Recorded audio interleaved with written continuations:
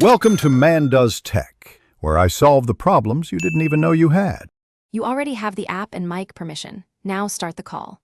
Open the individual or group chat, tap the voice call or the new live/room option to create the session.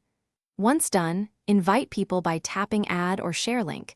Make sure participants accept notifications.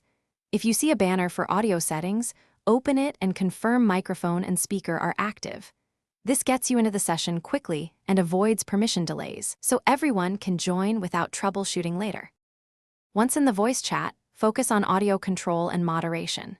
You can switch to speaker or earpiece and mute or unmute yourself instantly. Use these options to reduce background noise. Use the participant pane to pin someone, mute others, or remove participants if needed. If you need more people, tap Share Invite or copy link and paste it into other chats. Make sure to avoid enabling video unless you have good bandwidth, because video can cause audio dropouts, so manage quality proactively. To finish, tap End Call and confirm any in-app recording is saved to your device or cloud. You can review call duration and participants in the chat thread afterward and export details or screenshots for records.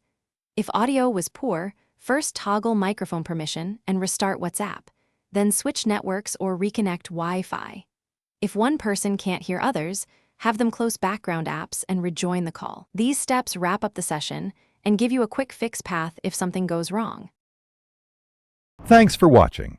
If you found this helpful, don't forget to like and subscribe.